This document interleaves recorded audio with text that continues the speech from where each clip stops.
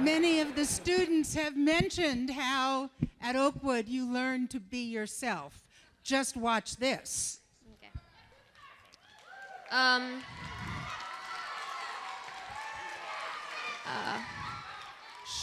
Hi, I'm Cooper, and I'm going to be escaping from this straitjacket while reciting Lewis Carroll's The Walrus and the Carpenter. I want to thank my family and everyone who kept this a secret until now. The sun was shining on the sea, shining with all his might. He did his very best to make the billows smooth and bright. And this was odd because it was the middle of the night. The moon was shining sulkily because she thought the sun had got no business to be there after the day was done. "It's very rude of him," she said, "to come and spoil the fun." The walrus and the carpenter were walking close at hand. They wept like anything to see such quantities of sand. "If this were only cleared away," they said, "it would be grand. If 7 maids with 7 mops swept it for half a year. Do you suppose," the walrus said, "that they could get it clear?" "I doubt it," said the carpenter, and shed a bitter tear. "Oh, oysters, come and walk with us," the walrus did beseech. "A pleasant walk, a pleasant talk along the briny beach. We cannot do with more than 4 to give a hand to each." So 4 young oysters hurried up, all eager for the treat. Their coats were brushed, their faces washed, their shoes were clean and neat. And this was odd because, they hadn't any feet. 4 other oysters followed them, and yet another 4. And thick and fast they came at last, and more and more and more, all hopping through the frothy waves and scrambling to the shore.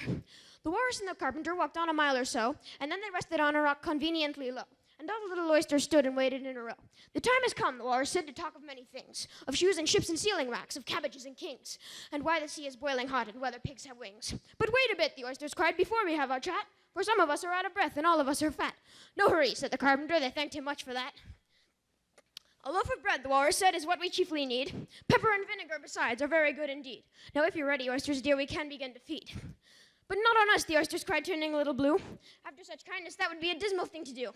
"The night is fine," the walrus said. "Do you admire the view?" "It was so kind of you to come, and you are very nice." The carpenter said nothing, but cut us another slice. "I wish you were not quite so deaf I've had to ask you twice." "It seems a shame," the walrus said, "to play them such a trick, after we brought them out so far and made them trot so quick." The carpenter said nothing, but "the butter's spread too thick." "I weep for you," the walrus said, "I deeply sympathize." With sobs and tears he sorted out those of the largest size, holding his pocket handkerchief before his streaming eyes. "Oh, oysters," said the carpenter, "you've had a pleasant run. Shall we be trotting home again?" But answer there came none. And this was scarcely odd because they'd eaten every one. Thank you so much.